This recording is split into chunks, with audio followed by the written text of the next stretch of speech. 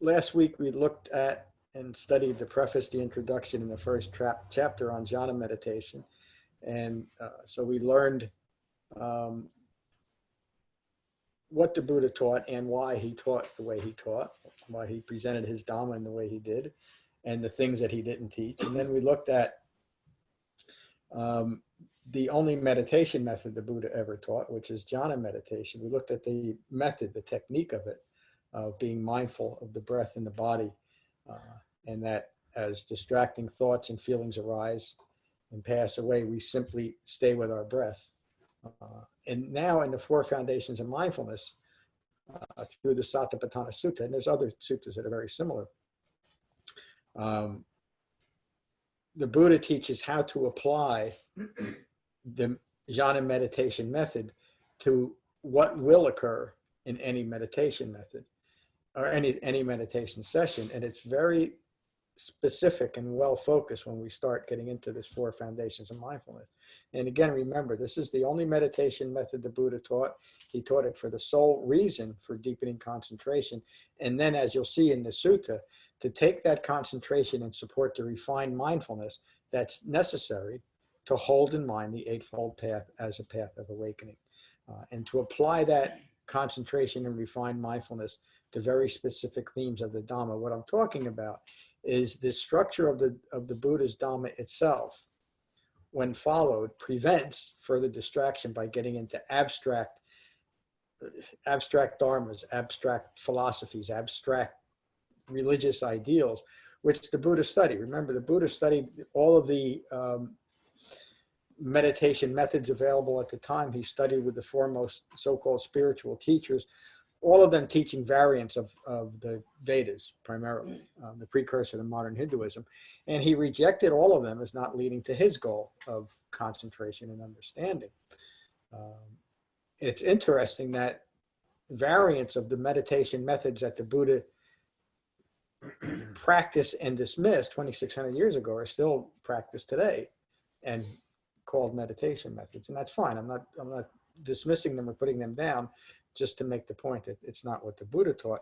And this is the Satipatthana Sutta and the Anapanasati Sutta, which is a little bit different than this, but in the same category, are two of the most misquoted, misunderstood, misapplied teachings.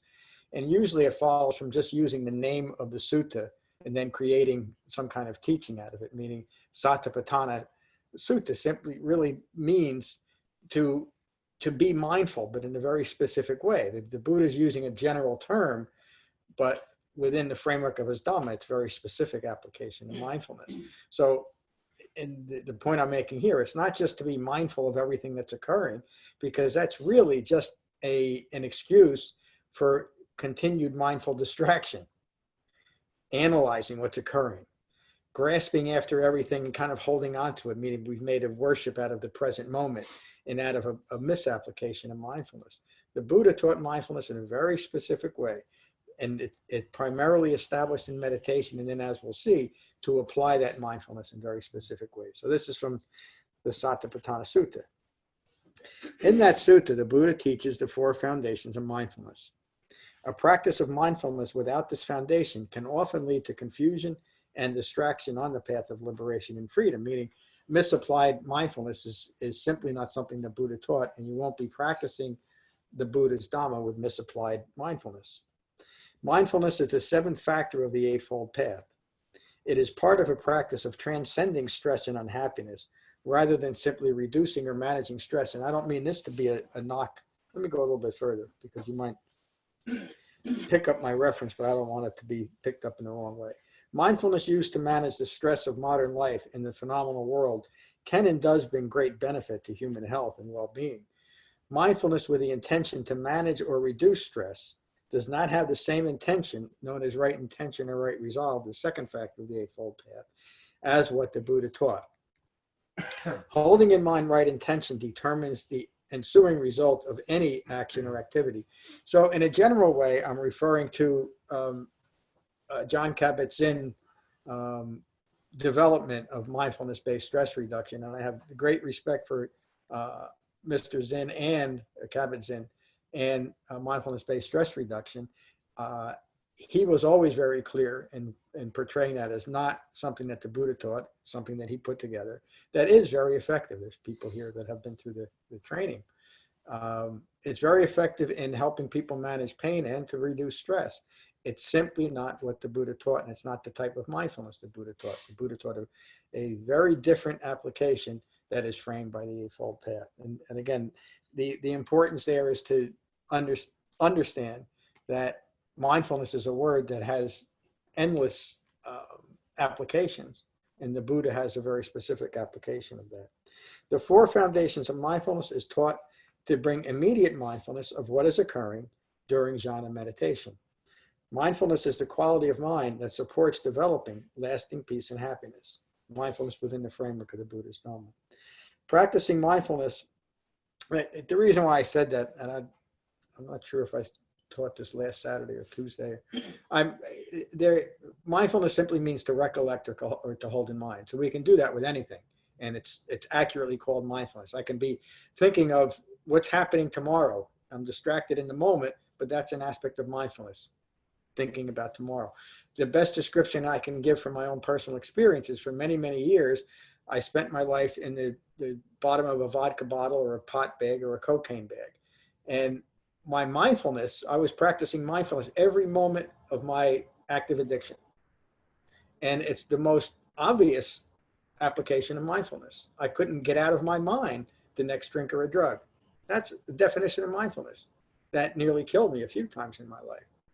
I found a better application for mindfulness, but I'm using that to just make the point. We can hold in mind anything. So generalized mindfulness is often just a further distraction and will often create further stress and suffering in our lives. The very specific mindfulness that the Buddha taught brings us to liberation and freedom. Practicing mindfulness within the framework of the Four Noble Truths is straightforward, accessible, and easily understood in practice. There's no abstract application of mindfulness as the Buddha teaches it. The four foundations of mindfulness are being mindful of the breath and the body. We begin to establish that as soon as we begin meditation method. That's how we enter it, isn't it? We find a secluded spot, we sit down, and we become mindful of the breath and the body. That's the first foundation of mindfulness. The second foundation is being mindful of feelings arising from the sixth sense base, and I'll explain that later. And the third foundation is being mindful of thoughts arising from the sixth sense base. Notice the Buddha is not saying to do anything with those feelings or thoughts, to analyze it or follow them anywhere, or even to be mindful of it. I don't know why I don't want to use the word right now, but there's a modern movement that teaches breath meditation, and then once you so-called master breath meditation, to then use your meditation to constantly grasp after thoughts as a means to gaining insight into those thoughts. But that's just structured mindlessness, isn't it? Within a framework that should be taking us somewhere else. The Buddha got caught up in that too. Remember the Nagara Sutta where he describes that method. That's that method that the Buddha, the structure of the Buddha's mind when he was caught up in his thoughts and couldn't get out of those thoughts was directed by that type of vipassana, meaning gaining insight, where insight is just more of a distraction. And the Buddha understood that. And he, through that, we learned through the Nagara Sutta, it was through understanding that process of constantly grasping after something within his own mind, even if it had a foundation in something that might appear skillful, was merely just another distraction. Because a mind that's rooted in ignorance can only develop more ignorance unless it has, we've learned this through the Dhamma, unless it has the proper frame of reference. And the four foundations of mindfulness are often called the four frames of reference. This is the reference for what we do in meditation and then off our cushion. The fourth foundation of mindfulness is being mindful of the present quality of mind. So those four foundations, we experience them and develop them in every meditation method. We begin our meditation with being mindful of the breath and the body. And for most of us, very quickly, a thought or a feeling is going to arise that will distract us from our breath. That distraction towards a feeling or thought is the same distraction that we would have off our cushion towards any other type of sensory indulgence. Excuse me.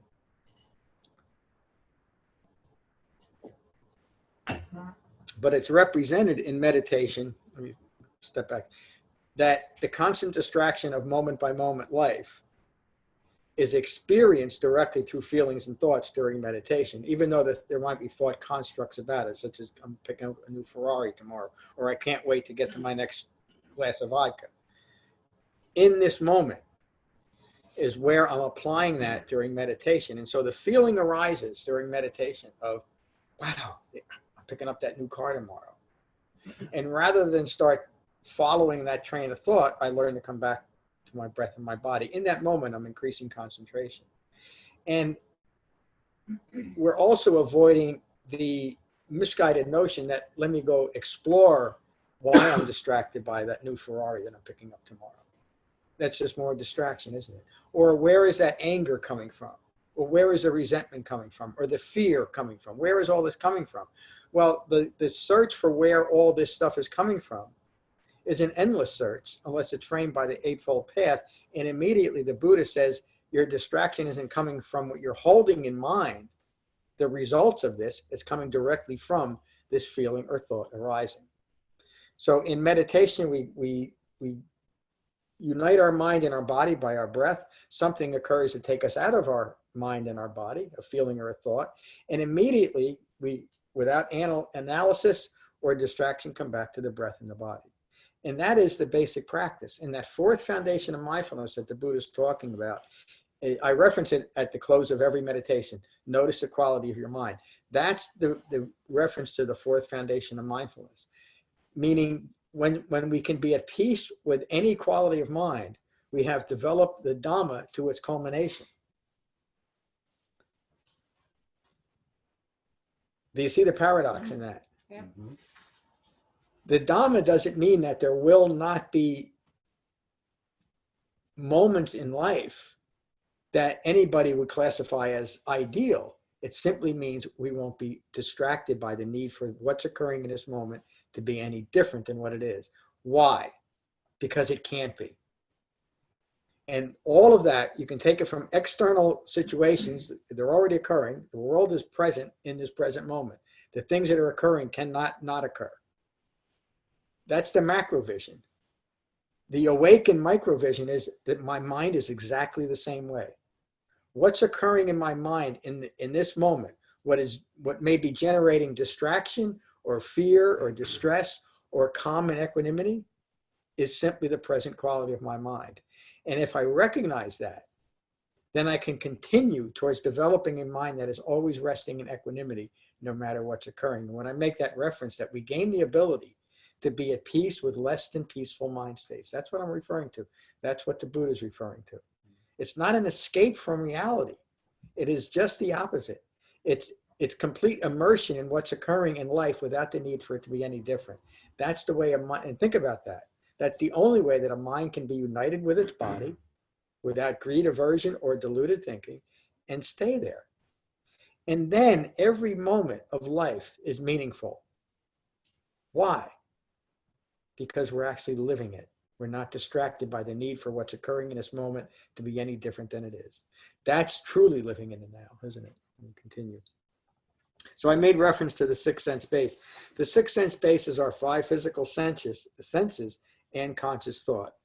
It is through the six sense base that self-referential contact and self-identification or attachment with phenomena is established. So we're going to get a little bit deeper into this, but that is simply common sense, isn't it? That as human beings, we have these six senses, the five physical senses and the sixth sense of consciousness, which is accurately described as a sense, because it is the sixth sense of consciousness that is interpreting and describing what's occurring through the other five senses, isn't it? And if that thinking that is interpreting what's occurring in my life is rooted in ignorance, then the sixth sense base is the vehicle for continued ignorance. In the same manner, as I start inclining my mind towards awakening through the four foundations of mindfulness and the other important teachings of the Dhamma, then in that moment, I'm inclining my mind away from that ignorance and towards awakening, still interpreted through that sixth sense base. In other words, the Buddha's Dhamma, the radical nature of the Buddha's Dhamma compared to everything that was taught during the Buddha's time and nearly everything that's taught today, is it's not an escape. It's not about acquiring something through some method. It's developing freedom and liberation from stress and suffering by understanding who and what we are in the environment we live in right here and right now, in this present moment. We've talked about this a few times. This points to the potential that each and every moment has, and it's reflected in the Four Foundations of Mindfulness. Each and every moment of our life holds the potential to awaken. It's up to us if we're going to grasp that potential and grasp the opportunity. And we do that through this establishment of mindfulness. I'm going to skip ahead just a little bit. The first foundation of mindfulness, being mindful of the breath in the body, is the same mindfulness practice in jhana meditation. I'm going to read through this pretty quickly. In jhana meditation, you begin to quiet your mind by putting aside thoughts as thoughts arise and becoming mindful of your breathing, preferably the sensation of breathing through the nose. You are using mindfulness of your breath in the body to cease being distracted by your thoughts and to begin developing concentration. This is the essence of mindfulness. Mind in a distracted state is focused outside the physical body. You must understand where your mind is focused in order to free yourself of a mind distracted by clinging, craving, aversion, and discursive and compulsive thinking. Being mindful of what is occurring in relation to the Eightfold Path through holding in mind your breath in the body is the foundation of developing understanding of the Four Noble Truths. In other words, a mind that is constantly distraction has an infinite fold path. In other words, it's grasping after every thought, word, and idea that occurs. The reason why the Eightfold Path works as such a practical application and counter to distraction is it actually provides the framework necessary to keep our minds focused on what's occurring. Meaning, in this moment, I have decided that the most significant thing in my life is to awaken, meaning to understand the Buddha's Dhamma. If that is the case, then I want to be able to hold in mind the Eightfold Path as a reference to what's occurring and as a response to what's occurring. Meaning, just a direct example, if something occurs that gets me angry, well, I'm practicing right speech. And I remind myself that lashing out with wrong words or wrong actions is only going to further my own stress and suffering and is a response for my own ignorance. So I'm able to practice wise restraint in that moment and not act out in that way. That's how the Dhamma is practiced. Or it might be to start incorporating right view and seeing things more clearly, to understand that other people's aggression or the aggression that's inherent in the world is simply rooted in ignorance. And out of that understanding, I no longer have to judge other people or the world harshly. I don't need anything, including the world as it is right now, to be any different than it is. And so my mind remains at calm and at peace and in a much better quality of mind and in a much better state to respond mindfully to what's occurring rather than through some abstract view or ideology of how I think the world should be. We'll continue. Does anybody have any questions about what I've said so far? I've talked about a lot. I don't want to get too far ahead, but I also want to finish this today. We're all good? You're all with me? Well, I'm hello, John. Yeah, well, go ahead and continue. I'm with you. It's a very intricate understanding.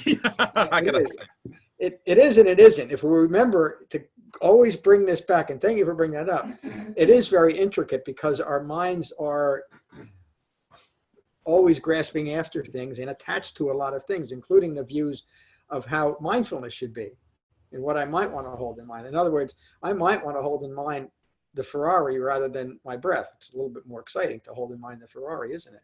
But as I understand, that's what I just said, as I'm developing awakening, I don't want to be distracted towards what's occurring tomorrow or in the next moment.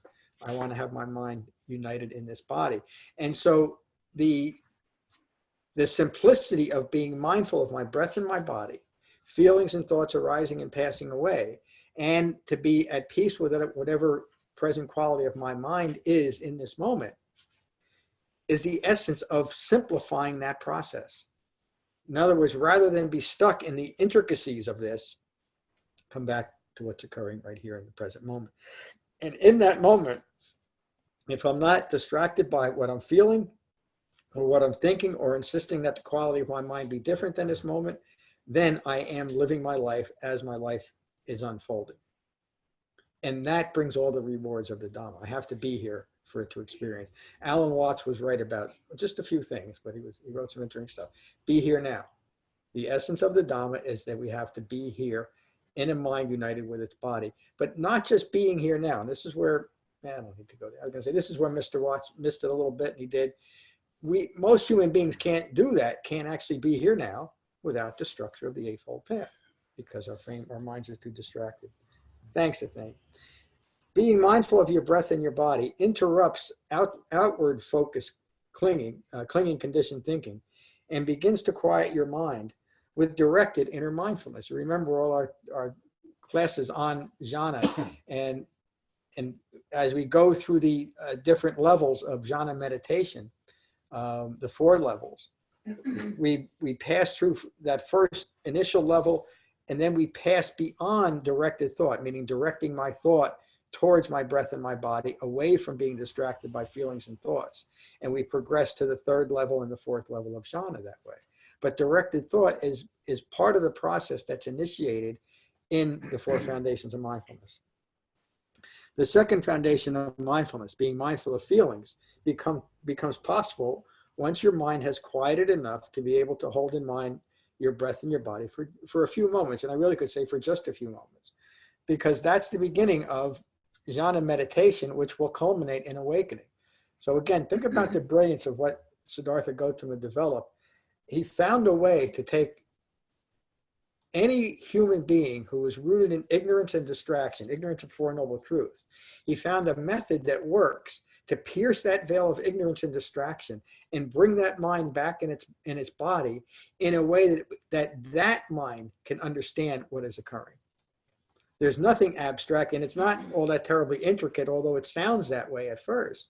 But all we're doing is using our mind and our body the way they're intended, united, without distraction. Even though it's common for human beings to be rooted in ignorance of 4 noble truths and so constantly distracted, it's not native, it's not natural, it's not pleasant, it's not what we are as human beings. Or maybe another way of saying it, it's not what we are meant to be, or what we have the potential to be. And in this way, you can see that developing the Buddha's Dhamma is truly evolving ourselves towards what? Towards a fully mature human being, the culmination of the path. Can I just ask a question? Sure. Is it enough for you to, when you are distracted and you have a thought, but your thought doesn't stop at one thought, you just go, you build on that thought, and if that happens, well, this will happen, and you just build up on a sequence, like a train of thought or a story or whatever you would call it. Is it enough just to ask yourself, is it happening in the world? Is what I'm thinking, is it actually happening in the world? Yeah. And if it's not happening, well, then I can see straight through what's going on in my mind, that it's just a thought and a feeling. Because sometimes the lines blur. Is that what is actually happening in life? Because you get so hooked up in your thoughts that the lines can blur with what's happening and what you're thinking. Yep. When you're on a strong train of thought that you're identifying with and all that. And is it enough to just, is this happening? If it isn't happening, well, then it's a thought and a feeling. And just come back to your breath. Just abandon it. Yes. It's not happening. Because what you're describing is simply living in your imagination. Yes. Especially if it's a thought that's there. And this doesn't, when we have a clear mind, free of fabricated ideas, cognitive reasoning, and the reason why I'm saying it is we don't lose the ability to reason. In fact, we gain the ability to finally reason reasonably. Yeah, because some people would think, well, you're losing the ability to think, but it's just the opposite of that, because you're not distracted by a thought that's directing you towards tomorrow, towards something that's in your imagination. And the important thing, again, and I know you do this, is to simply recognize, I'm in this moment, an extreme way of saying it, I've lost my mind because I'm no longer here. I'm in the past or in the future. And even if it's 5 minutes in the future, we've still lost our equanimity. Yeah. And just as you describe it is the way the Dhamma works, to just notice that we're doing it. That's all. And if we catch ourselves daydreaming about tomorrow or next week or you know, what we're doing over the summer or vacation, that's fine. It's not wrong to think that way. It's simply not helpful in the present moment if you don't want to be distracted. So we can make our plans for our summer vacation, and guess what? We can forget about it until July 14th, and then we go. Most people won't do that. The point I'm making is to have a mind united in its body doesn't mean we stop thinking. It just means we stop a lot of wasteful thoughts. And that is what brings a calm and peaceful mind. Great question. Thank you. Yeah, let me go back. The second foundation of mindfulness, being mindful of feelings, become possible once your mind has quieted enough to be able to hold in mind your breath in the body for a few moments. Once a tranquil mind state has been achieved and mindfulness of the breath is maintained, notice any feelings, emotional or physical, that arise.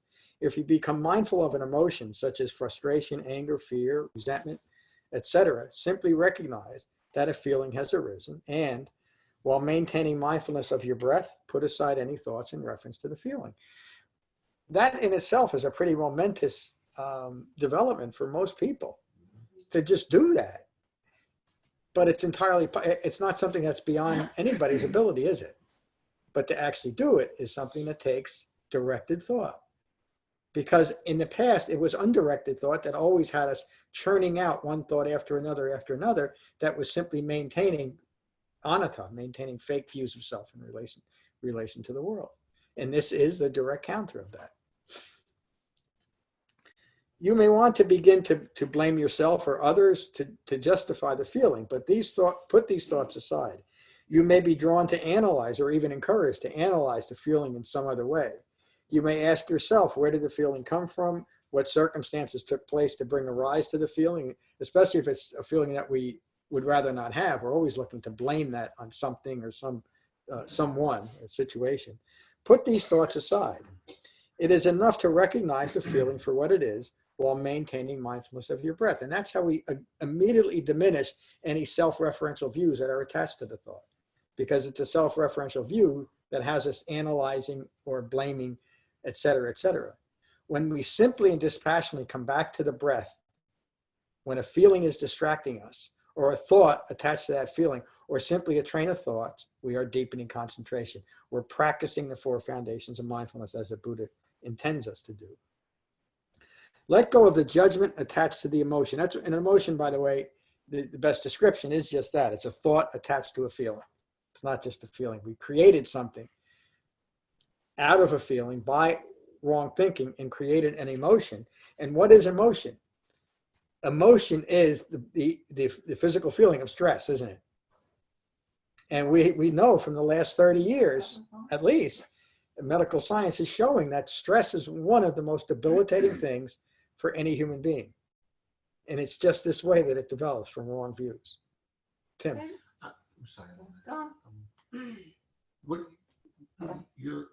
Is an emotion more of a reaction, a passionate reaction to a feeling? Yeah, and it's caused by the thought attached to it. Right. Okay. Yeah, I mean, that's what generates it, isn't it? Because a feeling is just a feeling. You can sit there and call me all kinds of awful names, and maybe I'll take it to heart. And so you're creating a feeling in me. But if I can maintain my composure, my inner poise that I learned through the Dhamma, there's no response. There's no response. There's no reaction. It's okay.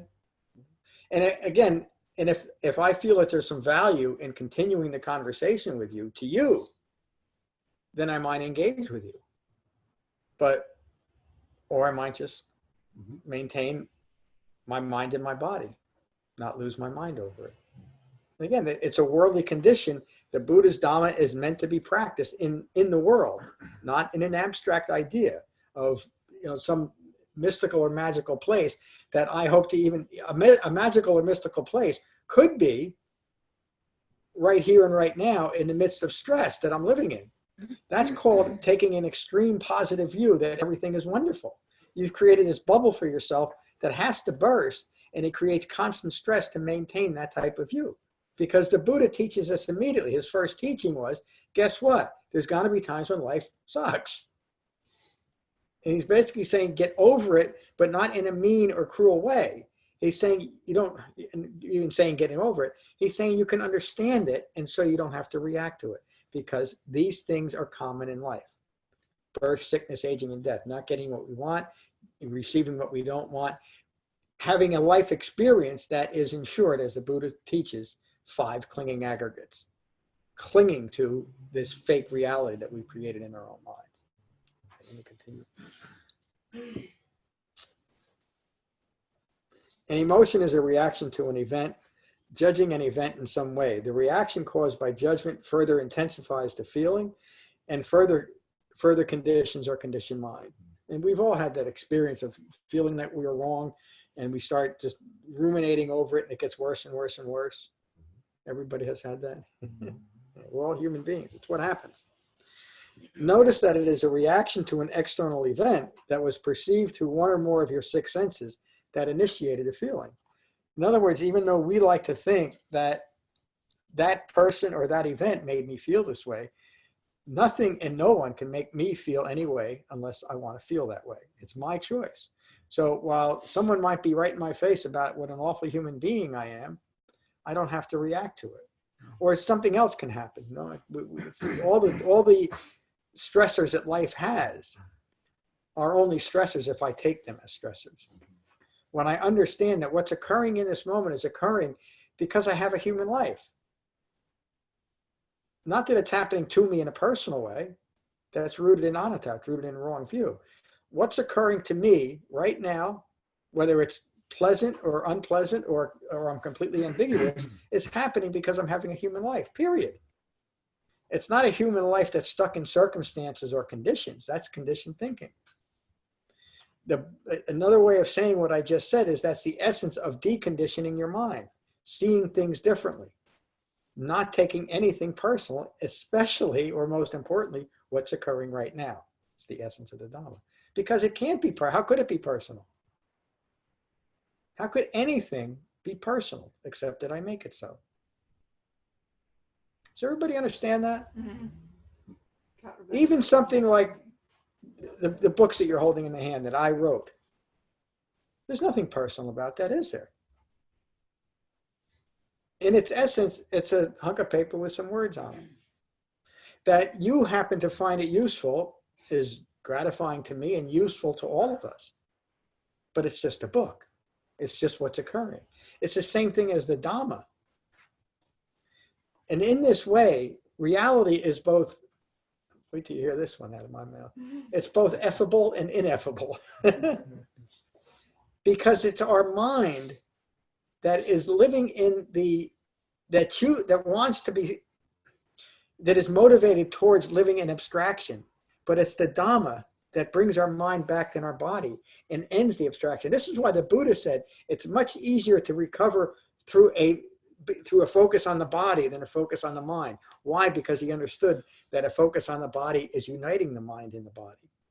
He said it's much more difficult to deal, as the Thane said earlier, with the intricacies of the mind. The body is straightforward, isn't it? And when we have united our mind and our body, we're able to gather information through our body that keeps us in reality. Does that make sense? Mm-hmm. That's what the Buddha is talking about in the Four Foundations of Mindfulness. Feelings and thoughts are arising from within the 6th sense base, from within this body, aren't they? Yeah, you can check on the body. Yes, I cannot. Yes, I cannot awaken at all if my mind is outside of this body, because the body is the reality check for human life. It's not the other way around. But because we have developed a view of ourselves that is rooted in mentality, we make the mind superior to the body and to create abstractions over feelings or thoughts because we're not here to actually face them and deal with them. Let me continue. It is at the point of contact with external experience that a personal, self-referential attachment is made. How could it be any other way? By developing mindfulness of the process, you will gain insight and understanding of the subtle but pervasive and continual establishment of a self that is prone to confusion and suffering. That's another way of describing Dhamma practice. As we deepen Dhamma practice, And I know that many of you have been doing this for quite a while, so this is more of a review, but you're also seeing the four foundations of mindfulness in a much deeper way. And that's what that last sentence is describing. As you continue with this Dhamma study over the next 10 or 11 weeks, and as you continue integrating the Dhamma, you'll find ever more subtle applications of this type of mindfulness. You'll notice feelings and thoughts that are now significant that you never even noticed before as part of your life.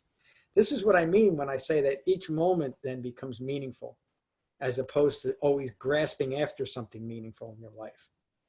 Each moment becomes meaningful because we're actually in it. Essence of mindfulness.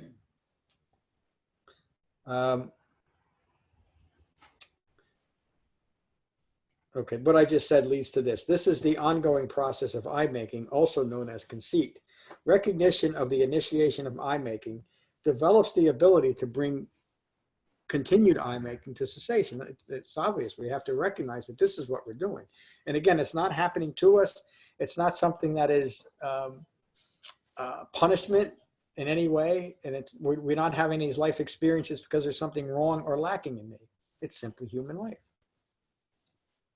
Mindfulness is a dispassionate, focused awareness on whatever is arising in the present moment without being distracted by any judgments or discriminating thoughts. Being mindful of feelings as feelings arise allows the feeling to dissipate and allows a deeper tranquility to develop. If a physical sensation arises, such as pain or discomfort in some area of your body, remain mindful of the sensation of breathing. In other words, and when I first learned these things, and this works in other applications. It's just not jhana meditation. What I'm talking about is feeling like during jhana meditation, if you have a pain in somewhere of your body, there's a teaching that you should breathe into the pain. And you might find relief that way, by the way. It's not jhana meditation. And if you want to use that as a method, do it outside of jhana meditation, because then it's just a distraction. You're actually being distracted by the feeling, aren't you? You're doing exactly opposite what the Buddha teaches. It may be therapeutic, but it's not jhana meditation. So and I'm just using myself for an example. Over the years, the pain that I feel all the time has increased, like most people. I'm not, it's nothing special about me. And during meditation, I have pain, but it's just pain. I don't feel the need to do anything else.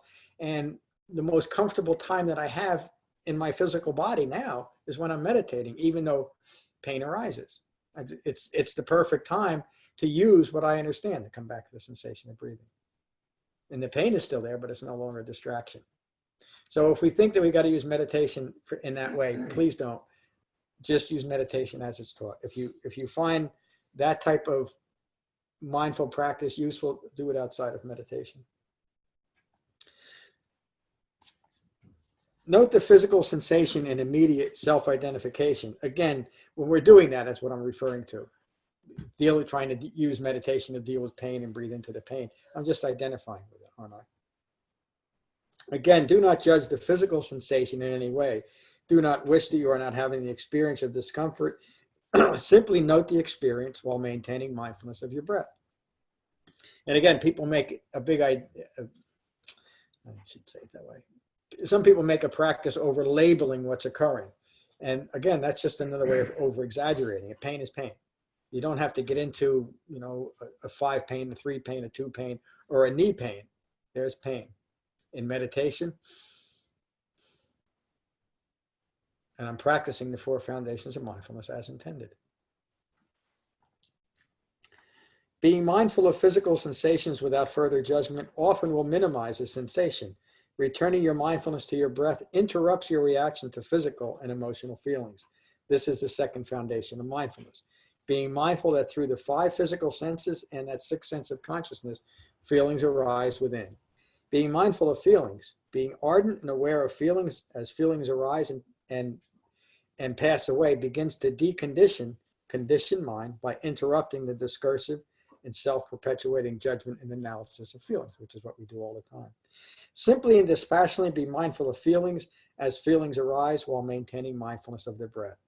The 3rd foundation of mindfulness is being mindful of your thinking process. With dispassionate mindfulness, notice how your thoughts evaluate impermanent qualities of mind. Notice if your mind is agitated or peaceful.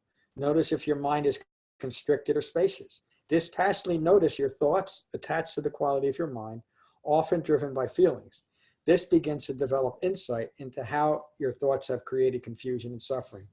With insight, you can begin to incline your mind towards release from clinging and conditioned mind. Again, it's the same thing that we're doing with our feelings, simply noticing that we're caught up in our thoughts and coming back to the sensation of breathing. Analyzing the thoughts or trying to figure out where the thoughts are coming from, or blaming something or someone on our thoughts is simply further distraction. Whatever arises during meditation, during jhana meditation, we simply come back to the sensation of breathing. I'm going to skip over just a little bit here. Mindfulness is holding in mind. Being mindful that thoughts are flowing develops your innate ability to control thoughts. In other words, instead of being controlled by thoughts. Many people, and this relates to one of the biggest misunderstandings about meditation, is that it's designed to develop a trance-like state. Nothing is further from the truth as far as the Buddha is concerned. A trance-like state is simply another self-establishment in a non-physical realm that we're doing immediately to ourselves. It's simply a trick. I could talk you all into a trance-like state in about 3 minutes. And I don't do it because it's cruel. I learned it many years ago. There's no value in a trance-like state. It's the ultimate self-establishment of oblivion. The Buddha taught, because it's the only thing that the human being can really do with their thoughts, is to not be distracted by their thoughts. That our thoughts simply flow while we're being mindful of their breath. Lorna described this great just a couple of years ago. You described your meditation practice as your breath is here and your thoughts are down here. A human being, I used to teach class this way by saying that you can't control your thoughts. The only way to control your thoughts is to cut your head off. And I don't recommend it. It's not a good meditation, but it's true. As human beings, much like our heart is always pumping blood, our brain is always generating thoughts. It's what it needs to do. But we don't have to be distracted by our own thoughts, do we? We can gain control of our thinking. As the Buddha taught in the Satipatthana Sutta and right here in this sutta, we gain the ability to think what we want to think when we want to think it. And it's established in the simple Four Foundations of Mindfulness. I'm going to have to hurry a little bit because Matt is coming in at 10:30. I don't want to go too late.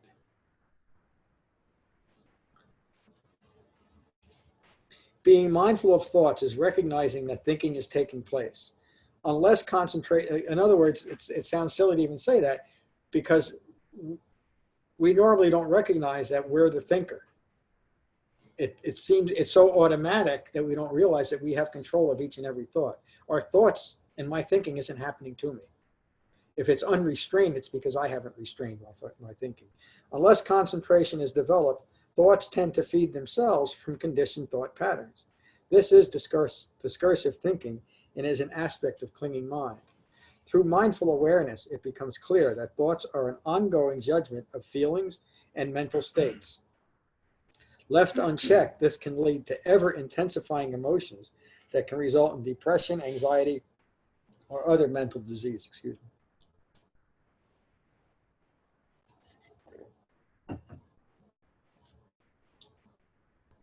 Being mindful of thoughts without attachment, dispassionately remaining ardent and aware of thinking while maintaining mindfulness of the breath in the body, will interrupt discursive thinking, allowing your mind to quiet and allowing your mind to remain at peace. As mindfulness and concentration develops, the afflictions caused by discursive thinking subside and a mind of equanimity, a non-reactive mind, is maintained. Again, this is just the direct application of the Buddha's Dhamma at the point of contact, at the point of a distress or diseased mind in this moment.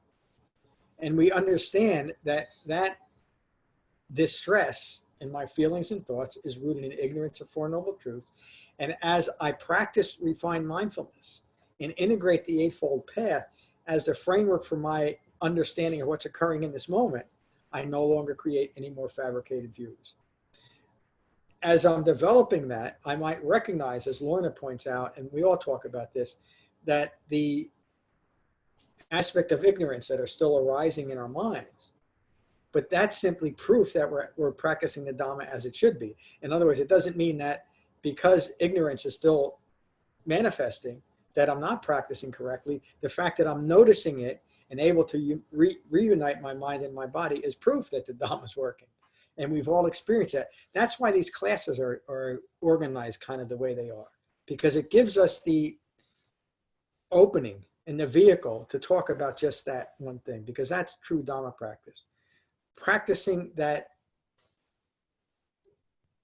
self-identifying, diminishing self-identification with what's occurring in this moment is the essence of the Four Foundations of Mindfulness, the essence of jhana practice. The fourth foundation of mindfulness is being mindful of the present but impermanent quality of your mind. Is your present quality of mind inclined towards craving, clinging, and the continuation of stress? Is your present quality of mind inclined towards developing wisdom and release from craving and clinging? That's the one question that as Dhamma practitioners, we need to, when we are asking ourselves in each and every moment, not to the point of distraction, but again, this is where the Dhamma is practiced, right here and right now. And in this moment, am I grasping after another ignorant reaction to what's occurring in my life and in my mind? Or am I continuing to incline my mind towards awakening through jhana and refined mindfulness? That's the only choice we ever have, each and every moment, if we choose it. Of course, if we're not interested in awakening as the Buddha describes awakening, and most people aren't, and that's fine, then the present moment really doesn't matter at all, does it? But to us, with our understanding of how ignorance unfolds moment by moment, it's the key to awakening. That's the four foundations of mindfulness. These four foundations of mindfulness, I'm going to conclude it in just a moment, is the Buddha's way of maintaining a mind in its body and ultimately keeping it there. So now talking about the fourth foundation of mindfulness, is a broader type of mindfulness that notices the quality of your mind that has developed from defining yourself through self-referential experiences and driven by feelings and conditioned thinking. Notice when your mind seeks further sensual stimulation. Notice when your mind is distracted by ill will towards yourself or others. Notice when your mind is dull or restless or anxious or distracted by uncertainty. That's what always is. It's always an aspect of uncertainty, which is a cousin to impermanence. That is a distraction. I don't want to get too deep into that. But, and I'm going to skip ahead a little bit. Remember that this is a dispassionate noticing that develops an understanding of your clinging conditioned mind. When any of these qualities are noticed, return your mindfulness to your breath. As concentration deepens and mindfulness broadens, notice the development of the qualities of right effort, right mindfulness, right concentration, serenity, and equanimity. I'm going to stop right there. That's about 80% through this. I want to give time for discussion. But again, that last closing statement is just a reminder that mindfulness is more about it's not more, it's only about what's occurring right now within the framework of the Eightfold Path, than grasping after whatever's occurring right now. Refined mindfulness that's rooted in the four foundations of mindfulness is solely about keeping our minds united in our body. Now, the rest of the sutta, those that have read it, refers to then how to apply that refined mindfulness to other key themes of the Dhamma. And much like the Anapanasati Sutta, that's what the Buddha's teaching. We first established our mindful presence in jhana meditation through the four foundations of mindfulness. And then with that refined mindfulness and a mind well focused, we are able to apply that quality of mind to the other themes of the Dhamma and so awaken. But it all rests on this accurately described four foundations of Dhamma practice. So that's the talk. I'm going to ask you to be just a little bit brief in your questions or comments, because we have about half an hour before Matt's going to teach a class. So, and let me start with Thad, and we'll go to Thane, and then us here. How are you, Thad? Oh, just fine, John. Thank you so much for your teaching. I want to try to clarify my understanding about the fourth foundation of mindfulness. Yes. I've seen various descriptions of it as being mindful of dhammas, and then you get these lists of like the 5 hindrances or the 7 factors of awakening, etc. And they're usually presented in a pretty academic format. Yes. And so I'm when you look at those lists, they're actually qualities of mind. And so the way you're expressing it, just being aware of the qualities of mind, we're actually maybe paying attention to those things like the hindrances, only it's personalized in the sense that I'm being aware of what's happening, what's the state of my mind right now in meditation. Is that the way you're describing quality? And if we need to go on with this in an email, we can do that. But that's how I'm understanding it. Yes, you're again. It's so important. The rest of the Satipatthana Sutta makes reference to the hindrances, the five strengths, the 7 factors of awakening, the 4 noble truths, the Eightfold Path. But the Buddha is not teaching that we should use our meditation to then think about the hindrances or the 7 factors of awakening. That's not meditation anymore. That's contemplation. Those are included in the Satipatthana Sutta and the Anapanasati Sutta as an example of what to do with that refined mindfulness. So that fourth quality of mind, when you understand it within the overarching context of what the Buddha taught, is simply that. It's to be at peace with a less than peaceful mind state. Notice the quality of your mind in that impersonal, dispassionate way. And what the Buddha is teaching us is, no matter how you find your present quality of mind, be at peace with it. Exactly the same thing we do with feelings and thoughts. But now we're looking at our mind from a slightly broader perspective, excuse me, of not what's generating feelings and thoughts, but the overarching quality of my mind that results from either reacting, and this is where it's a check on our Dhamma practice, that fourth foundation, the quality of our mind, the fourth foundation of mindfulness. If we are continually reacting to feelings and thoughts, the quality of our mind will also be distracted. And maybe we can apply other qualities to it, maybe fear or resentment or whatever it might be. When we're noticing that quality of mind and being willing to look at it ourselves rather than ignore what's occurring in my own mind, to think that I shouldn't be distracted, I shouldn't be upset because I'm whatever I view of myself might be. When I'm able to dispassionately look at it, then I can understand that, wait a minute, I'm reacting to feelings and thoughts rather than being at peace with it, and it's resulting in a quality of mind that is less than peaceful. That's the only value for understanding the fourth foundation of mindfulness, to understand if you're developing the Dhamma, because the Dhamma, the development of the Dhamma resides in that fourth foundation of mindfulness. And then from that refined mindfulness, we can accurately understand the 7 factors of awakening, the 5 hindrances, the 5 powers, the 4 foundations of mindfulness. But those are not meant to be part of a meditation, even though that's how they're taught. Even in the one of the major modern meditations, which is something that the Buddha practiced and discarded years ago, 2,600 years ago, was the meditation on the charnel grounds. In the Satipatthana Sutta, in the Anapanasati Sutta, the Buddha talks about what happens to a human body when it dies and starts decomposing, and the birds are picking at it, and the animals, and it looks, and there's all this pus, et cetera, et cetera. People have made meditations, and it's a very famous meditation, is the meditation on the charnel grounds. And it's taught that this meditation is, you should think about each and everything that is mentioned in there. The Buddha teaches those things as an example of impermanence, and so that we understand that we should be dispassionate rather than so passionate about this body we have, because every human body is going to end up like that. That's the understanding, rather than develop a meditation over it, again, which is really just contemplating the decomposition of a human body. What's the value in that within the Dhamma? None. Understand that we are impermanent, understand the cow's going to get us, could be in the next moment. Take to your meditation and understand that fourth foundation of mindfulness is the ever-changing quality of our mind that improves with Dhamma practice. So thank you for the question. I hope the answer wasn't too long for you. No, thank you, John. Thank you. Thane, how are you? I'm good. Yeah. Yeah. No, actually, this time I can pass, because since time is short, I can pass to others, and if there's time, but it doesn't have to be. I'm percolating on what you're saying, so I can pass on this time.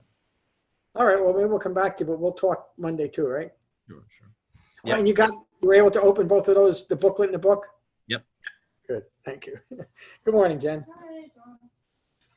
Hi, So I did in July. We did the Satipatthana Sutta. Yep. And I summarized it then because of the teaching class, and so then I kind of like tried to condense again, and then I just wrote this, and so I'm just gonna read it. This is trying to bottom line this, which is not easy to do, right? Oh, boy, not easy. Okay, the Four Foundations of Mindfulness is the elementary school teaching of the Dhamma. It's the ABCs, the 1, 2, 3s, the Roy G. Biv, the circle of fifths, the reach for the sky and touch your toes, and the do, re, mi, fa, so of the Dhamma practitioner. Thus the word foundation. You need to be taught it, learn it, know it, use it, form a habit of it, fail at it, pick yourself up again and try at it all school day long.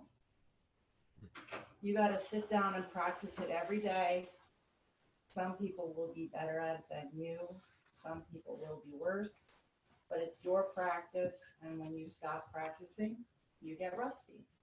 The Four Foundations of Mindfulness will always be there for you as your practice progresses.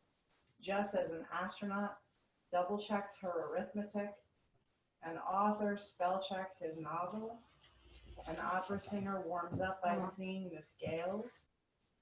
As a Dhamma practitioner, you must employ, administer, and reiterate your practice by observing your breath, your feelings, your thoughts, and your overall quality of mind with no input, no manipulation, no addition, no doing anything about it.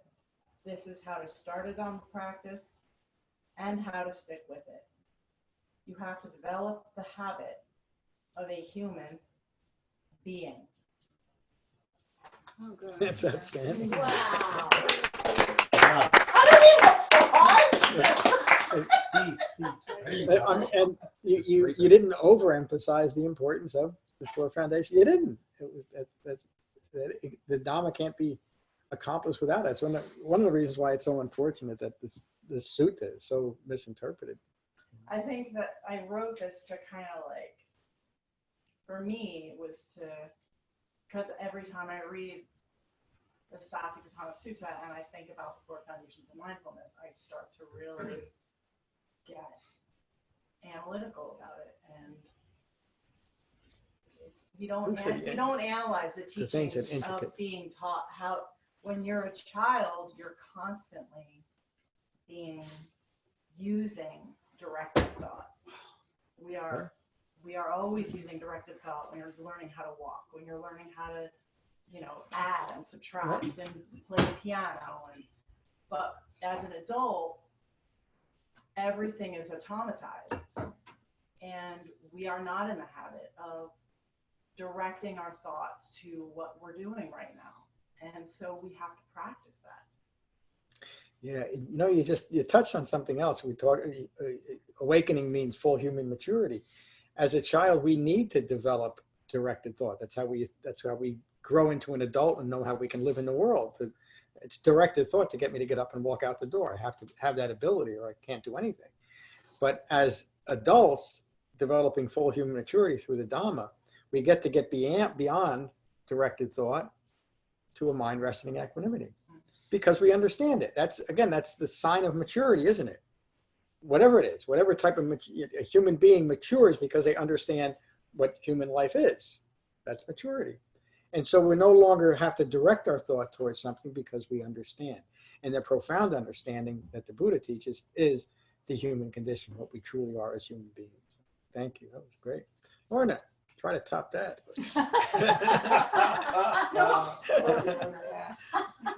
This is morning's hour pass. Yeah.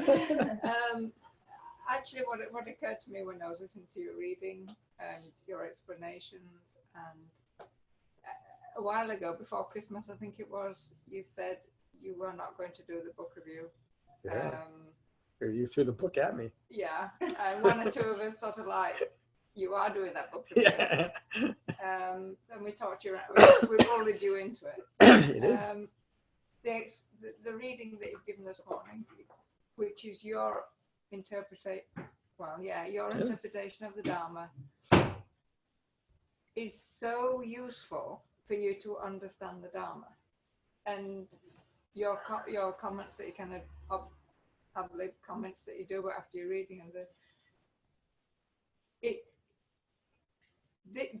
this morning has been the exact example of why I wanted you to do the book review, because you look at it, so you look at it's the same topic, but you look at the topic differently, because it's you give a bit of a different input.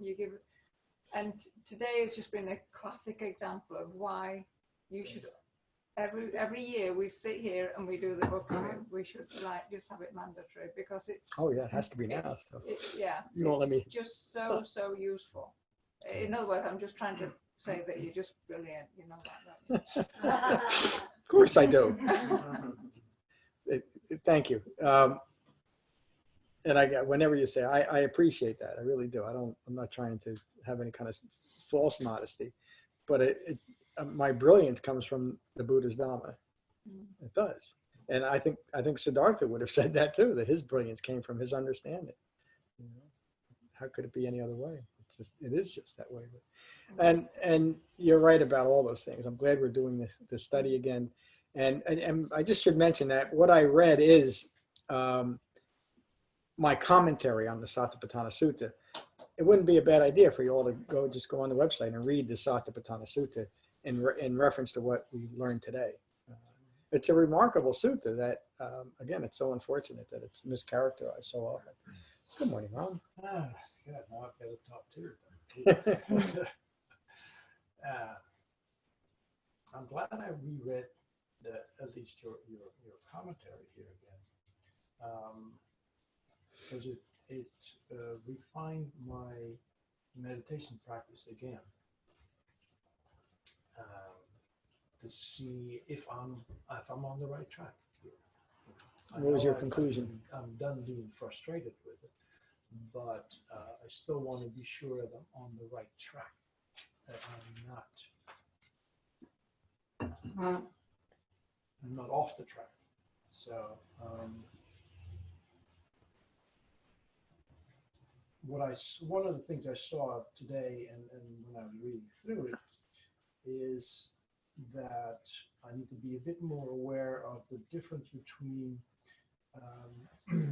what I usually do in meditation is to get, instead of being present with the feelings that arise, that I veer into indulging in the feelings that arise. I just need to be more focused on that. Because otherwise the feelings become discursive. They just roll one after the other. Yeah. And there's a refined mindfulness that I need to apply there. Yeah, it's beautiful. I mean, you think about the profound understanding that Siddhartha developed about this. We live our lives based on our feelings, and we're driven towards things based on how things make us feel. That's a type of imprisonment, isn't it? Mm-hmm. Yeah, totally locked into it. And it's another word for it would be seeking constant sensory indulgence, because that's what sensuality is, feelings, isn't it? That's what we do, rather than being at peace with whatever's occurring. Thank you. Thank you. Morning, Tim. Thank you, Jen, Lorna, Ron. I really, and John, appreciate all the insight, wonderful interpretations and insight to the study. It gives me a lot more clarity. Thank you. Good. Ditto. Dispassion eliminates reaction. Dispassion eliminates judgment in jhana practice. What I'm gaining from that, and I said this on Tuesday, but dispassionately recognizing these feelings and thoughts will create spaciousness in the mind and soften any pre or post-judgmental self-referential views. Wow, brilliant. So when we take into consideration what Jen was saying, when we're in jhana practice, that that stepping outside and recognizing that reaction to that thought arising or feeling arising. And one thing I don't know if this is correct, and I'm asking the sangha, is the conditioned thinking behavior a present reaction to a feeling from a past event with an expectation of a future result leading to wrong thinking or wrong view? Yes. And so by dispassionately recognizing that, it can be eliminated. That's the process. And again, thank you for bringing it up, because that's the direct application of the Dhamma. In life as life, in the circumstances of life, and meaning the circumstances of whatever the quality of our mind is, the fourth foundation of mindfulness. It doesn't matter. The Dhamma has the focus and the foundation behind it to pierce through any ignorance that's arising in the present moment. It's just another way of saying the framework of the Eightfold Path. That's what it's designed for. So that's the type of mindfulness. Thank you. Good morning, Anthony. Good morning.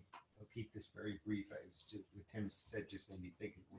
I think what the benefit of the Dharma and meditation is that it gives you the spaciousness. So between the thought and the response lies the space, and Yes. within that space is where you find the liberation and awakening, enlightenment. Yeah, thank you. And you could even say the concentration is the pause that allows us to do that. It gives us the wherewithal in our own minds to not follow one reactive thought with another one. Take a breath. Okay. See, whatever's occurring, no matter how distracting or distressing it is, with a single breath, we can change our experience of it, can't we? It doesn't mean that we're changing something that's occurring in the physical world. We can't, even though things are taught that way, that we actually can. We can't, but we can change the way we feel and think about it. Foundation. That's where it resides. Thank you. Marcin, good morning. Good to see you again. Don't have much to say, really. My mind is all over the place today. That's okay. It's really, it's really hard. So I'm going to have to skip today. I'm sorry. Oh, no. I'm so glad you're here. You're not skipping. You were here for the whole class. There's an aspect of the Dhamma that can infiltrate the Dhamma, and that's grasping, meaning trying to take in too much. The first few times people heard this talk and looked at the Satipatthana Sutta, nearly to a person, it was confusing. Boy. But you're doing the part of the practice is just learning it and hearing it a few times, and it will make sense. Your meditation was good this morning? Yeah, it's crazy. Like meditation always great to me. I can calm my mind down, and it's great. It's just when I'm not meditating, I have a bigger problem. Yeah. Like I was listening to when you were reading, and my mind was just talking to me like, oh, okay, hold on, let me process this. I'm like, why am I doing this? Jesus, right? And I just can't stop. He won't help you, by the way.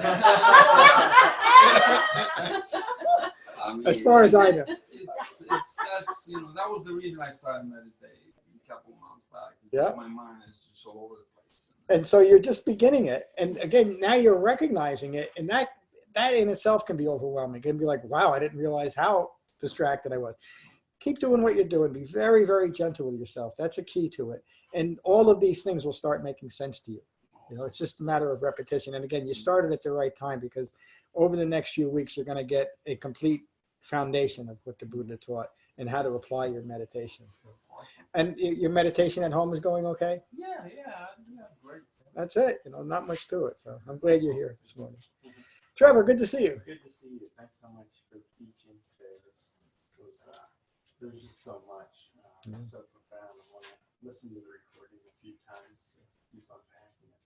Yeah. I just want to, kind of like Ron was saying, I want to make sure I'm on the right track with one piece, because it's so interesting how your take is the reverse of what many teachings have claimed or asserted under the name of mindfulness. So to go back to what you're saying, like the Kabat-Zinn approach, if your body's in pain, difficult to breathe into the pain, and you're making the point that would be a distraction. And I was thinking they might argue, well, that pain is your present experience, so it would make sense to bring your mindfulness to that painful present experience. But if I understand your point, and this is where I wanted to see if I'm on track, the idea is don't bring your awareness, your attention to anything that's impermanent in your present awareness. Is that why you would let go of that Yeah, and even just a little bit further down the subtle road is because of the self-identification, and I would say the encouraged self-identification in that process. Joining with your pain. In fact, the Buddha uses the words translated that the problem with dukkha, with stress and suffering, is that through self-identification, we join with our suffering. We start identifying ourselves. So encouraging someone during jhana meditation to breathe into their pain is increasing that self-identification with the pain, rather than just understand that pain is simply an occurrence,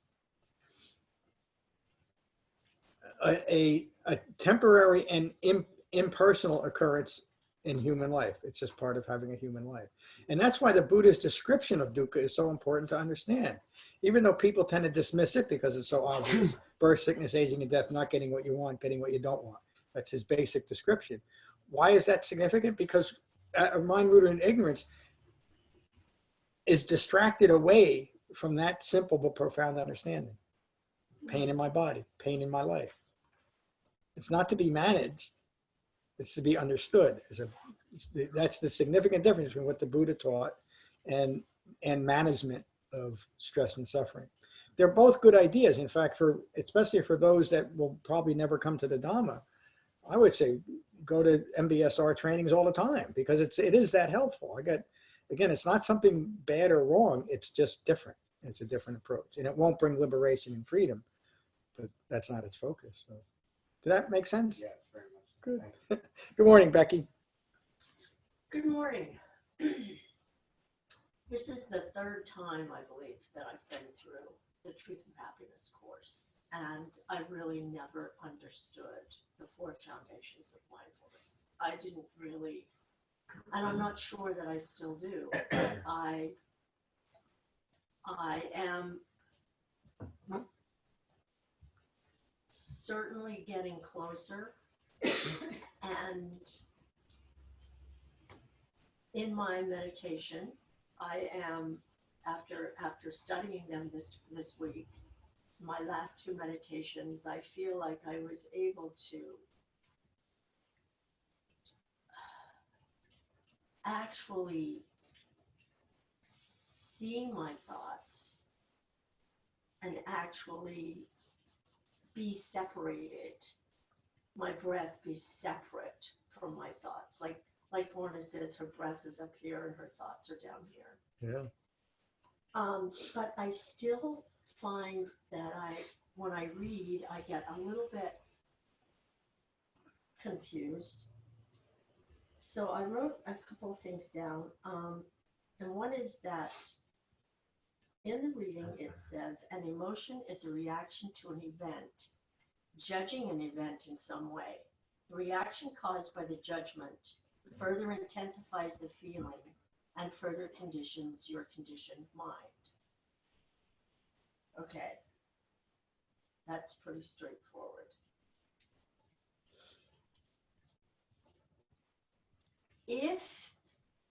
But there are times, aren't there, when you have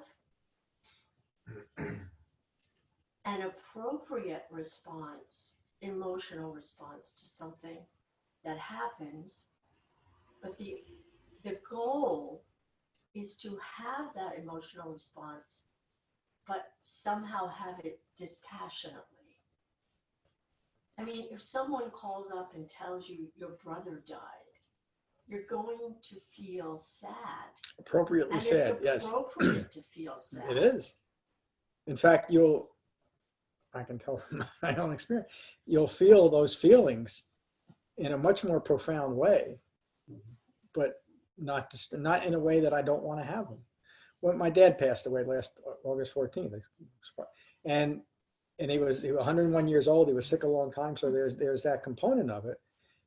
And there was this incredible sadness that I had an appreciation for. And even when I hadn't seen him for a couple of weeks up until that point, when I was seeing him often, I remember walking into the funeral home and seeing him in the box. And it was the only way I can describe it is incredibly joyful sadness, because that's what it was. I was able to have this incredible appreciation for him. My dad was a great guy. without the need for it to be any different. To not, it's people get mad at people when they die, or they blame God, or they're just so stuck in what am I going to do now? It was just this wonderful appreciation for that he was in my life. That's it. I had a similar experience when my mom died. And I can contrast that to other people that died, and it was awful for me. It was just because of that clinging. Because So- you have that clinging, and you Yeah. start to think what the effect on your life is because this person isn't here anymore. Oh, I mean, I used to And think that about my dad is- that way. That is what we are. Yeah. And that's a We're kind of, when you, trying to let go of. yeah. It's just not, there's no reality in that type of understanding. I was talking to someone who just lost their 89-year-old aunt, and they can't deal with it. And the only counsel that I can give is to really understand the nature of impermanence. And this person had 89 years. That's pretty good. That's what we get. Sure. And there's nothing personal about the fact that it was time for her to go. It just was.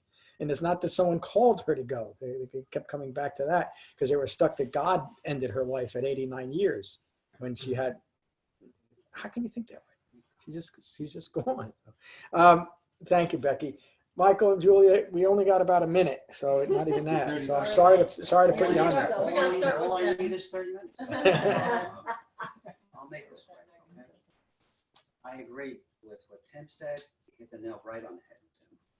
Okay, and I had written just a very short little thing last night, basically almost identical to what Tim has said. Okay, and I'll just go with it. Okay, when the mind is united with the body, dispassion arises. This occurs when we turn our attention to our breath. This passion enables us to be rational and impartial, which leads us into a calm and peaceful state of being. And when we no longer become reactionary, as our conditioned responses are not fueled by passion, as our life unfolds, the quality of our mind resides in this peaceful abiding. We become disentangled with the phenomenal world, and we realize that all that is seen is only seen, and all that is heard is only heard, and all that is sensed is only sensed, and all that is cognized is only cognized. If a response to anything that does occur, it will be framed by the Eightfold Path. Just brilliant. Just brilliant. And what I did notice, and this is, again, I'll make this very brief. Has to be. But the breath is extremely important. As we go through our day, we constantly refer to coming back to the breath, come back to the breath. We'll try, I walk my dog a lot, and I have some free time. I'm retired, thank God. And I have some free time, so I practice doing things in my home and being aware of my breath. I walk my dog, and I'm aware of my breath. And what I notice with that is that it keeps me present. Okay, my mind is nowhere else, and also it creates a dispassion. Like when my dog runs after a squirrel and jerks my arm or something like that, I notice it creates that dispassion, which basically grounds me and makes me not overreact and not caught up in the reactionary phase. Mm-hmm. That's how it works. Thank you. Julia, do you have anything? No, that's okay, John. Okay. If you have a question or anything, just send me an email. I hate that you didn't have a chance. Okay, I'm sorry for the kind of the rush. We'll finish with metta. And there was an announcement. I can't remember what. Your homework. Your homework is to read chapter 3, and we'll talk about the 4 Foundations of Mindfulness next week. Is the blue book any different than the newer edition? There's some slight changes in dependent origination and the next chapter on understanding not self. But if I'm reading the blue book, that's Yeah. That's the one I have too. Yeah, you're good. It's almost the same. Introduction's a little different too, but Expanded originations change. yeah. Okay, the retreat is full already, but if you want to come and get on the waiting list, just send me an email and I'll start that. Okay. We're going to finish with metta, and then when we're done, I'll ask you to you don't have to rush out of here, but leave as soon as you can so that we're not making noise during Matt's class. So, the Buddha's words on metta. This is what should be done by one who is skilled in goodness and who knows the path of peace. Let them be able and upright, straightforward and gentle in speech, humble and not conceited, contented and easily satisfied, unburdened with duties, and frugal in their ways, peaceful and calm and wise and skillful, not proud or demanding in nature. Let them not do the slightest thing that the wise would later reprove. Wishing in gladness and in safety, may all beings be at ease. Whatever living beings there may be, whether they are weak or strong, omitting none, the great or the mighty, medium, short, or small, the seen and the unseen, those living near and far away, those born and to be born, may all beings be at ease. Let none deceive another or despise any being in any state. Let none through anger or ill will wish harm upon another. Even as a mother protects with her life her child, her only child, so with a boundless heart should one cherish all living beings. Radiating kindness over the entire world, spreading upwards to the skies and downwards to the depths, outwards and unbounded, freed from hatred and ill will. Whether standing or walking, seated or lying down, free from drowsiness, one should sustain this recollection. This is said to be the sublime abiding. By not holding to fixed views, the pure-hearted one, having clarity of vision, being freed from all sense desires, is not born again into this world. Thank you all for a wonderful class this morning. Peace. Thank you, Thad. Thank you, Dathane. See you Thank you, soon. John. I'll talk to you Monday, Dathane. All right. Take care. Bye-bye.